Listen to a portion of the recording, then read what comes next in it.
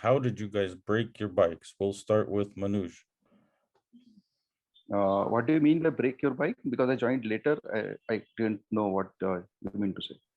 Well, have you ever broken anything on the motorcycle or broken the motorcycle in any, way, like broken? Oh, I have a small kind of break some time back. Uh, we were traveling to Hampi, that is in southern part of India, and we all four of us, that is my wife was riding Bonneville, I was riding a Tiger, and then both my daughters were sitting behind as a pillion. And while going, there were lot many big bumps, or you can say speed breakers on the way. So my wife's Bonnie hit the bottom part of the engine, and in the middle of the night, there was a breakage of oil filter below. Uh-huh. Fortunately, it was not the big break, but we had to stop in the midway, and there was no support. We had to call one truck which was in the nearby village. We took our bike to our hotel, and I could fix it in next 2 days by ordering the parts from the dealer, and I could fix it on my own. So that was a very small experience, you can say. Another That's one was, uh-huh. yeah, Go ahead. tell me. Oh, the oil filter got crushed? That's what happened? Yeah, it was oil filter, and all the oil came down. Uh-huh. There was no oil. Everything was there on the road, and we had to pick up the bike, lift it with the help of two or three people, Mm-hmm. and we had to carry it. So, but it was just the oil filter itself that got damaged. So you just Yeah, replaced the oil filter itself and put new oil in it, and that was yeah. And the bike was started. okay. Mm-hmm. What's the next one you were starting to say? Next one was actually before when I bought my Triumph Bonneville. It was a first lot of Triumph bikes in India in 2014, 7 years back, and it was my first super bike, you can say. I was riding 25 years before, so after a gap of 25 years I bought a bike, and I started riding, and that too to the terrain of Himalaya. You must have heard about Leh and Ladakh region, Mm-mm. I which haven't is heard of.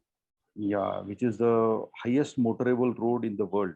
Oh wow. So I took my bike over there. My wife was pillion that time, and we were riding in the group, and something happened, and some stone got hit at the bottom part of the Bonneville, because it is not an adventure bike, you say.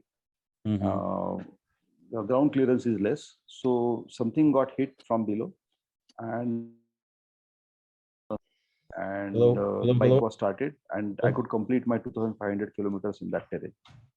my connection kind of froze up for a second. I'm sorry. Could you go back Yeah, maybe 20 seconds?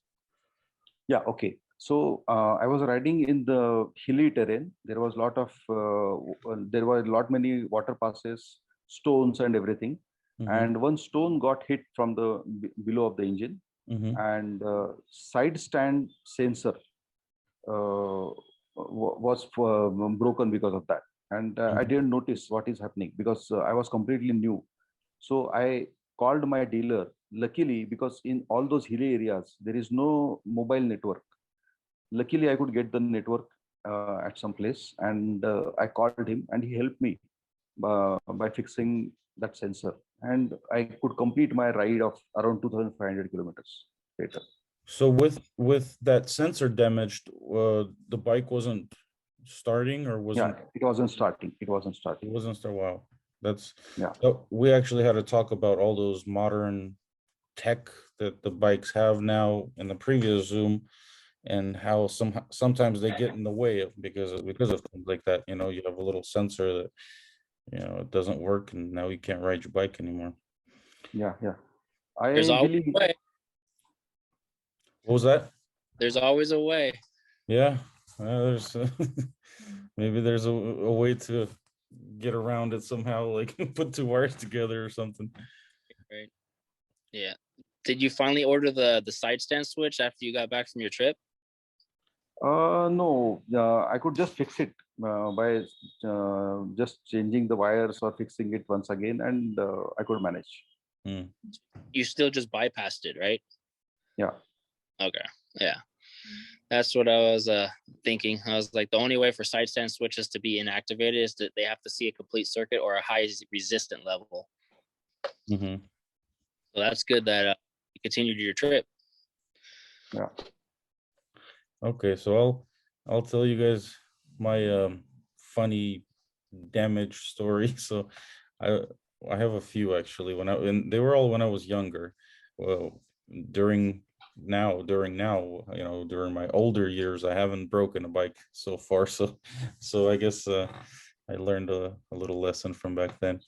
But the first time was when I was on my moped. It was in Ukraine. I was like 9 years old, and you don't need a license, you don't need a helmet or nothing. So I was just riding like like that, and a dog ran out in front of me. I hit the brakes, fell over, scratched up the bike, scratched up myself.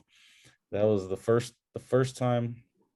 That was just cosmetic. So and that actually forced me to learn how to do bondo work and how to sand stuff. So that was good, and I repainted all myself after that. Then there was a there was another time, this was like a year later, when I was having trouble it was, I think it was the same 50cc moped. I had it all taken apart, and it had how the throttle controls the little needle inside the carburetor, and I was having Yeah. trouble with it, and the bike wouldn't start unless I was like full throttle, and I would start it, and it would start only at full throttle, and then you had to shut it off. And so that's how I was trying to manage writing it like that until I was trying to figure out what the hell was wrong with it. But anyway, so I was standing there, I opened the throttle to start it again.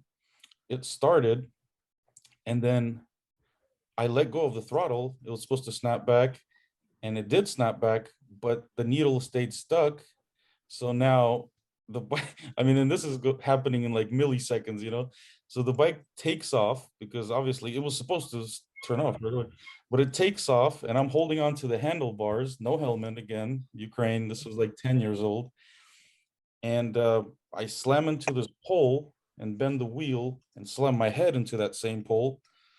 And that was the wheel was bent in half almost. Oh. It was it was no good. But that one I didn't fix. I went home, slept, I had a concussion, and then my dad wakes me up. He's holding the wheel to the moped. He's like, "What did you do?" I'm like, I don't, it just hit a fucking pole. And then he was outside hammering the shit out of the wheel trying to bend it straight, but it was never straight again. And the last one, the last break, this was, I think, around 11 years old. So this is every year, every year something happened. Me and my dad had just redone the piston, put new rings, all that stuff and now this was a bigger one. I remember this was like a 75cc, something a little bigger. And we just kind of rebuilt the motor, and I went to the village where my grandma lives. I went to the market over there again, just riding. We'd never had any type of safety equipment, just right. But when I was at the market, my grandma asked me to take another really big fat grandma home on that bike. And I felt bad, and I was starting to try to explain to her that I just rebuilt the engine, and it needs to be broken in properly and things like that. But they were old grandmas, and they wouldn't understand they're like, "Can you take her? Can she get on the back? You just take her over there to her." I'm like, "Okay, sure." She got on, and I mean, she was big, guys. She was a huge old grandma. Like, she was really fat. And I'm thinking this is probably the end of my bike. And sure enough, I drove her. I was trying to go as slow as I can, the motor was just getting pushed to the max, even even though I was trying to go slow. And then when I got there, I shut it off. She got off the bike, said thank you, and then the bike never started again. It was locked up. It was tired. Those were my three. So let's Yeah, see. but those days it was very easy to fix the bikes because those were all the two-stroke engines, very easy to Yeah. repair and everything. But nowadays we find it difficult because of the lot of electronics Yeah. in the bike. Well, those ones actually were, I believe, yeah, they were 4-stroke. Mine were 4-stroke. They were, the older style Chinese 4-stroke little mopeds. And I remember the belts would always break. The rear, it's like a CVT transmission in those things. And I would always rip the belts for some reason. I don't know why, if it was only me or what, but that happened a lot. You have to take it apart. You have to try to find the belt. Then there's no belts because there's so many of those Chinese mopeds, different brands, and this particular brand doesn't fit this brand, and it was a pain.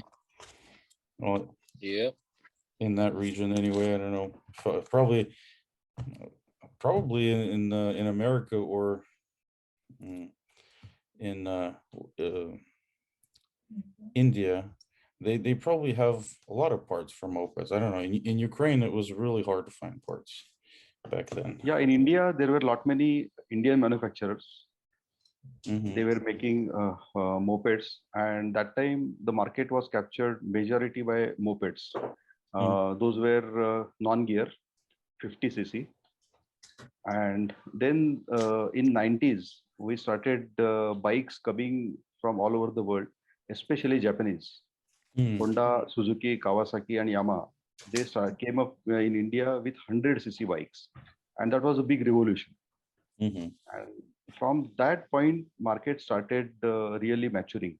And now, for last 5 or 6 years, we can see all the major super bike brands in India. Mhm. Yeah, and you must be Nice. knowing KTM is also partially owned by Indian manufacturer called Bajaj. Yeah, they make the 390s over there, I believe, for in Yeah, India. yeah, Yeah. yeah. Up to 390, all the bikes they're making and exporting to the world. Mm-hmm. And apart from that, BMW has tied up with a local manufacturer called TVS, and you can see 310 GS that is made in India and distributed all over the world. Apart from 310. that, 310 GS. So It's that's the base. a nice. I wish we had a 310 G. Wait, that's Yeah, so it's 310 cc. That's what it is. yeah, 310cc that That's is made in awesome. India. Yeah, yeah. That's really It's a awesome. single cylinder engine. And you must have seen all the Royal Enfields. Those are made in India again. Mm-hmm. Have you heard about it? Royal Enfield? Oh yeah. Yes. Yes. Yeah, yeah. Okay. Very good. Yeah, India is doing good. Yep. You guys are rising up. Yeah. Mm-hmm. Very good. Sounds good. Dean, Yes, you have Dean, you have, any yeah, stories? Dean seems to be a lot of, he's having lot many bikes. Yeah, the recent one, I'm just gonna say from the dirt world, the dirt bike world would be the last time I went out dirt bike riding was when I blew up my 450. I have a Honda 2009 CRF 450, one of my dirt, and I let my brothers use it sometimes and my cousins. It's like a general family bike, but it's a good style bike. It has a lot of hours on it, probably almost 250 hours. Haven't really done anything to it. I bought the bike used. I know it's gonna need eventually work. So this one time I went out and I just turned it on, kickstarted it. It's the first year of Honda's injection dirt bike line, and without warming the motor up, the motor's tired as it is already, has over 150 180 hours, almost 200 hours. Just going to chase my brother on his CR. We're going up in I don't know if you're familiar with this, in the northern part of the two, there's a little town called Acton. It's the foothill of the Santa Clarita Mountains. Yeah. Mm-hmm. I have a family that has a property out there. So we go riding about 10 miles. dead cold motor, high RPM running it out. It threw a piston. So I don't know if you can see the piston right there. See the crack? Shit. Yeah, that's what happens when you kickstart a dirt bike motor from a stone cold ride and just hold it wide open for about 15 minutes. It didn't expand right and it just cracked. Crazy. I was stuck out there for like maybe 2 hours, and then finally I got a ride back to camp and got my bike towed back to the house, and it was a good day, but it cost, a pretty penny to get the new piston and parts for it, because with Corona, it just, everything's super inflated, and parts are hard to come by now. Yeah, that's true. So yeah, and especially for the aftermarket world, this is going to impact a lot of businesses soon, as it did already, as it is. Yeah. But I'm yeah. I think like 8 weeks out getting my seat concept seat in, so 8 weeks. Yep. Yeah, so that was my little story, my recent story, I would say. That's the newest one I had. I'd love to hear any other ones. Let's see. The first one, okay, so I just started with the recent one. The very, very, very first one was on my CBR F3, early version of it. It was back in 2006. I was riding on the 210. I'm pretty sure if you're in California, you're familiar with the 210 freeway. Yeah. Heading out to Ontario, it was one Sunday morning with a group of guys, and we're on the 210 heading east. We're riding out there. We're just doing the speed limit 80. Well, turned out to be that heading out there, I'm on the carpool lane, merging out of the carpool lane to hit the 15 north, and coming from the carpool lane to the fast lane, I ran over an L bracket off a semi truck, and it was about this size. Mhm. Just a 120 wall DOM L bracket that was like with this pipe and had the L bracket on the back. Yeah. It got ricocheted underneath my tire and punctured my oil pan while I was doing 80 miles an hour. Oh, man. So I come on, I pulled immediately over to the shoulder, and I have 3 of my buddies following me, and they're just completely, I look back, they're just smoked out, man. They're just all smoke from the oil hitting the tire and the exhaust. And I was like, oh, oil lights on, turn the bike off, and pulled over safely. But as soon as I started trying to get over fast enough before I lost speed to get off the freeway, the whole bike started going started washing out on me. So I was like, oh, there's oil in the tire. So about 5 miles an hour, I pull off to the shoulder, and I put my feet down, and I look back, and it's just a stream of oil from the freeway all the way to the shoulder. Yeah. Oh my God. And Yeah. the guys behind you, their tires are probably all oily too, right? Yeah. The other 2 guys continued on their way. Then the last guy, he pulled up behind me. He's like, I saw everything. What happened? I was like, I don't know. Just the oil, I guess the pan dropped or something. So I got underneath, looked at it, and sure enough, there was a good probably inch to 2 inch crack in the bottom of the oil pan on that bike. Yeah. So yeah, that was the very first time I had experienced a catastrophic failure, not due to the fact that it was my own fault. It was just, road hazard. Yeah. Did you end up saving the bike? I mean, did it you just Oh yeah. Yeah, that was my prestige bike that I had for a while. Sold that bike, got another one, got the newer one. I got the newer version from the F3 to the F4, the F4i, and I had that bike. And then this is the story I'm about to tell you, was the very first time I crashed on a street bike. So this is me being young and dumb when I was 18, and heading home at 2:00 in the morning from Barstow on the 210, heading back toward LA. It's 2:30 in the morning. I'm an 18-year-old being a dumb kid on a street bike, especially a high performance street bike at that. I'm doing about as fast as the bike can go. It's top gear. Look at the speed up, doing 127, 130, and I'm coming underneath the 605, and some guy pulls up on me on a Mercedes compressor. So me being dumb, I was like, okay, let's go. We're just downshifted, go, and I'm tacked out full RPM. The bike won't go any faster. I look over, the guy takes off, but now I'm in the transition where the highway starts turning really sharp toward DeWardy on the 210 freeway from underneath the overpass, and I'm at full lean doing 130 on a freeway. Wow. I I hit the double yellow on the carpool lane, lose traction. My tires are completely bald also because the equipment I had on that bike, I was just running with what it had until it's bone dead. I get tank slap at 127 miles an hour on the freeway. I end up low siding the bike, broke my big toe, tumbled across the freeway at 2:30 in the morning, all the way to the shoulder. The bike disintegrated and ended up in a ditch by the skate park off the shoulder of the freeway, about 30 feet from me. I didn't die. I didn't break any bones. I wasn't hospitalized. The only thing that was, I actually did break a bone. I broke my big toe. That was it. I had my leather jacket. I was blessed that day. My leather jacket took mainly the impact, and my helmet that I had back in the day was like scarred. It was just completely gone on the top of my helmet because I guess I slid probably a good 50 feet from my head because I'm doing over 100 miles an hour. From when the bike was actually dropped and laid down on the freeway to the exit, I went back the following day and I was looking for my wallet. From the bike impact where the plastic was on the freeway to the exit was 400 feet. So I slid on my shoulders for 400 feet.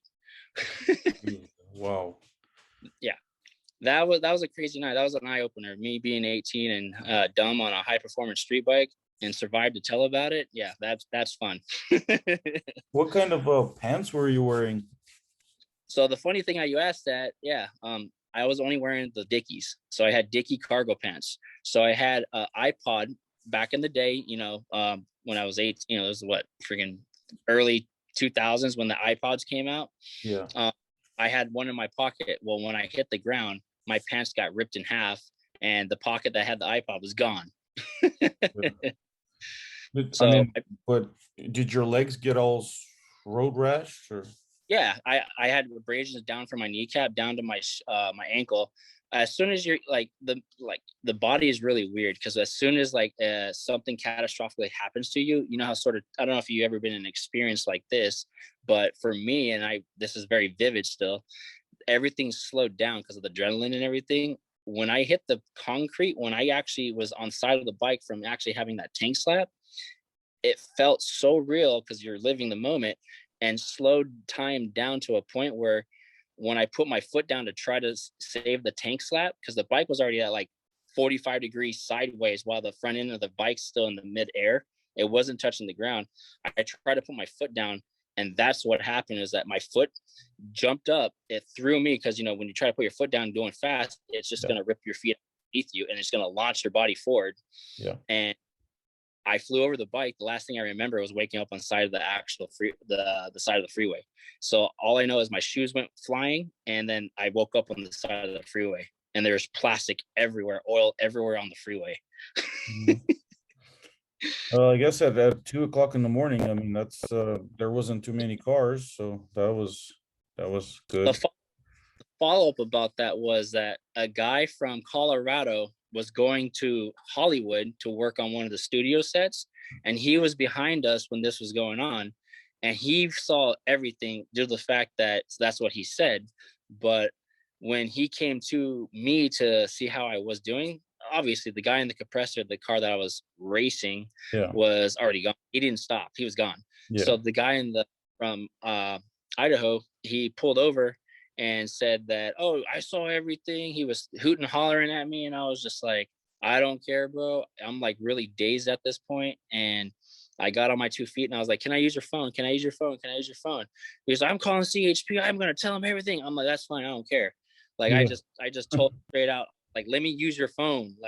I can't move. That's my excuse. At that point, you're stuck in shock and you're just whoa, what was going on? My main goal at that point was just get out of the scene, get home. And you're 18. What are you going to do? Yeah. So I got to use his phone. I called my dad. My dad woke up and he's all like, where you at? I'm like, I'm facing westbound 210 past the Wardy exit. All right, I'll be right there. He knew exactly where I was. So he took off, came here. The guy, by the time I showed up, the guy took off that I used his cell phone. The CHP rolled up, and then they actually said, we heard the reports of racing. Apparently, that guy did call me in and said that I was racing. The CHP officer said, where's your bike? And I was like, I don't know. So he walked down about 30 feet down the embankment, and he's like, he walks back and he's like, if that bike is not out of here by morning, I'm having it impounded. And I was like, okay, whatever. So my father shows up. He pulls his truck behind the cruiser. This is what's interesting. My dad has a 59 Chevy Apache. It's old fleet side. I don't know if you're familiar with old classic cars. He actually pulled behind the cruiser, and the freeway's at a slight angle like that. My dad jumped out of his truck. There's no e-brake in those trucks. So my dad jumps out of the truck, leaves it in gear, and the truck's creeping toward the cruiser. The cop sees it. He's like, hey. My dad stops in mid-motion, turns around, jumps back in the truck, and actually comes in back into gear. And it's like inches away from the actual cruiser before he touches it. The cop turns around, looks at him. He's like, have you been drinking, sir? He's like, no. He pushes the cop out of the way, and he comes. And he's like, oh, you okay? I was like, I don't know, something's wrong with my foot, man. It feels broken. And he's like, he takes off my sock real quick, and the officer sees it. My foot is like the size of a softball. Like, it's so big. He's like, do you need medical attention? And my dad looks at him. He's like, no, he doesn't. I'm going to take him home. He's like, the cop gets all mad. He's like, oh, okay, if that bike's not out of here by morning, I'm going to tow it. So next thing you know, my dad throws me back in the truck, and we go down off the off-ramp, because my dad has my brother with him, and he grabs the bolt cutters and he goes around the gate, because where the embankment is, the bike actually fell all the way down the embankment at a 45-degree angle, and there's no way you push a broken bike up a grassy knoll about 30 feet. Yeah. So brother goes around, snips the lock. I see him, my dad and my brother actually doing this. He actually goes around and snips the other lock, opens the gate. My dad backs the truck in after the cop left, of course. My dad and my brother lift my broken piece of crap CBR, throw it in the back of the truck, and we take off and go home. And then we assess the damage, and found out that I didn't break anything beside, I probably broke my big toe. It's all crooked, but it's just, that's the way it healed. I think I fractured it, but everybody says, no, you broke it, because when your body breaks a bone, there's proteins that are released, and it gives you the shakes. And I remember that night, for some reason, I felt the coldest I have ever felt in my life. And I think I did break that bone that day. So that's my story. Quite a story right there. Yeah. Jesus. But yeah, that was an interesting night. I since then that actually opened my eyes, and I don't really do stupid things like that anymore. I'm older, more wiser. Try to help a lot more people than to tell them, hey, take your time. Don't rush into things. Don't be pressured, because today's society, a lot of people are being pressured from other people to outdo the other person. You know what I mean? Yeah. It just doesn't seem right. And if you're not in a competition, like a legitimate competition, don't do it. It's not worth it, For sure. So, yeah. So, yeah, all I do now is just pretty much buy and flip and work, and just do anything that has to do with motorcycles or anything related to motorcycles is in the circle of what I'm doing. Is that's my life. Like that's it. Motorcycles been in my blood since, I don't know, my family, since like, I want to say there's a record of it in 1952. My grandpa brought over one of the very first Honda, I want to say first Hondas that he was imported from Japan, and he brought it here before he even get the bike off the dock. One of the actual Beasley brothers from here in Pasadena, that's actually related to the Symes brothers here in Toyota in Pasadena, bought the bike right off the docks in Long Beach back in the early 50s when he was touring Japan. So those bikes back then, I guess it got stuck in my grandpa's blood, and then he became more of a motorcycle enthusiast and started riding and racing back in the day. And then my father picked it up, had a terrible accident, and sort of changed his way of thinking about motorcycles, So yeah, that's my story. I appreciate those stories, man. Those are some good stories. Yeah. What about you? So the story that you told me, that when you're riding your little what was it, the 50cc moped or bike over in Russia? Ukraine. Was that your first bike? It was a first bike that I rode. My dad had a motorcycle that I would ride in the back of when I was even younger. So That's how it started. Yeah. Oh man, you remember those. I still remember, the sheepskin he would put on his seat. I remember how comfortable that was. Yeah. Yeah, and like what was it? Early 2000s, I guess 99, when I want to say the stunt boys, like when everybody started doing tricks on the street bikes, on the big full fairing street bikes, they did the whole animal seats, like the long fur and everything. Uh-huh. That back then was probably like the best customization I've seen on a bike, because like it's not just for looks, it was for comfort too, because those seats were so, like a couch. Yeah. Yeah, they were. Yeah. Yeah. Well, So what's your next purchase? What's the next bike you're gonna get? well, I'm trying to get the KLX 300. So here's the thing. I actually bought a KLX 300 Supermoto for a friend of mine in Ukraine. It was his birthday, and I bought that as a gift for him. It was 7,300 out the door for that.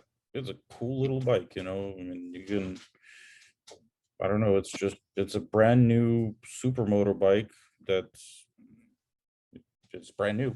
So, I bought it, and we actually sent it out recently to Ukraine. We sent it by plane, which was expensive. And Wow. while it was here, I just fell in love with the little bike, and I want one too. And I called around today. They're like, yeah, I mean, they're just buying them up like, like crazy. So we don't really Yeah. have any. We have some coming in, and they gave me a price of like 8,800. I'm like, you guys kidding me? I just bought one for 73 last Wow. month. Last month, for 73. They're like, yeah, we'll see how close we can get to that number. I'm like, what the hell? So Yeah, that's pretty outstanding. they're really like, I don't know, power tripping or something right now, because they have power right now. Everybody wants dual sports and motorcycles in general, because of all this stuff sitting at home. People want to get out. Yeah, exactly. Like the TW 200 for Yamaha, those things are selling like hotcakes. And then the Yeah. XT 250, those are ideal for people that just want to throw their bikes on the back of like an RV bike rack, and they go out camping and they unload it and they just ride around the camp. Those things have been sold out for I don't know how long, even before Corona happened. Which one is It's that? Which one is that? the Yamaha XT 250. XT 250. Okay. Yeah. Yeah, I personally have a KLX 250 also. It's a 2009. Yeah. My Nice. Yeah, though it's a good bike. My I've done the FMF power bomb to it, stage 2 cam. I did the airbox mod, and obviously the Mikuni jet carburetor for it. So So those were in '09. They were still carbureted. 09 still carburetor. The newer ones was in 2016 or 17. I can't put my finger on it, but I know they're no, sorry, let me correct that. They're not in 16 or 17. They're 18, because Uh-huh. they were still the 250, and then they just recently came out with the 300. Yeah. Yeah, that, Yes. that, that 300 Supermoto, I rode it from Chatsworth back to my house in North Hollywood. I love that little bike, man. I'm a heavy guy, and that suspension was working great. It was just handling great, shifting great. I freaking love that little bike, and I really want another one, because that, like I said, that one was a gift, and it was sitting in my house forever. I actually built a crate for it, and I was gonna ship it out in the crate, and then they told me that my crate's no good because it has to be a certain type of wood. It has to be heat treated. I'm like, Yeah, shit. Took the took the crate back apart, and we sent it to a shipping company to crate it and stuff. the shipping company you used, were they located in Inglewood? They're in Gardena. Gardena. Okay, there's another one that does import exports for just motorcycles, and they're located in Inglewood. I don't know if you're familiar with the area very well, but remember the old Hollywood Park racetrack? I'm not really familiar with Inglewood too much. Okay. Do you by any chance know what they're called? It was in I want to say a foreign like writing on the building, because when I used to work at the dealer at Temple City, we had to import bikes across to Saudi Arabia like 3-4 times a month, Uh-huh. and they all the packaging and servicing for the import export for the crates. Mm-hmm. So all we had to do is just drop off the unit, and they created it up and they shipped it out of state. So yeah, but I know it's in Inglewood. Maybe since the Corona thing, I don't know if they're still in business, but I know at the other dealers I worked at, they went through them also. But it's located in Inglewood somewhere. I could dig up the name. It's gonna take me a little while, but I'll definitely DM you the information. Sounds good. Yeah. I mean, during the Corona thing, those shippers, they're overwhelmed right now. Like I've spoken to 3 of them. They're saying we are backed up. We got people wanting to send everything everywhere right now. Yeah, like I know for the injection, I got the piece right here, but for the injection for the KLX 300, so this is the top part of the airbox Uh-huh. carburetor model, but a lot of guys, what they do, they cut this all the way out, so it's a bigger Yeah. opening. Yeah. Usually, a lot of people take this completely, and then they just put like a uni air filter, because of the stock ones, stock is just regular foam, and they don't want to have a lot of debris get in it. And I know for those carburetors, for the older KLXs, they actually are very fussy with having any types of dirt in those carburetors, because it clogs up really easy. Like you can leave it out there for a month and a half with gas in it, and it'll varnish up, and it just won't start as easy because the pilot jet's clogged, you know? Mm-hmm. So I did that cutout I had a DRZ 400 for a few months. I did that cutout on the DRZ just to give it a little more air. right. But, that was a good bike too. It was a 09 DRZ. It had like 9,000 miles. I bought it for $3,750, which is a whole lot of money for that type of bike if we're talking 2 years ago. But right now that's what they were. And then I rode it for like 2 months and I sold it for 4,200. Nice. So it was a good rental that I made money on. Yeah. Yeah, I have a 99 DRZ 400. They're good bikes, man. It's Really good bikes, yeah. They're stout. They're desert sleds. They're not gonna break. You know, you can find parts all the way throughout the years. I barely come in contact with them because they're so well, engineered to take abuse, I could say.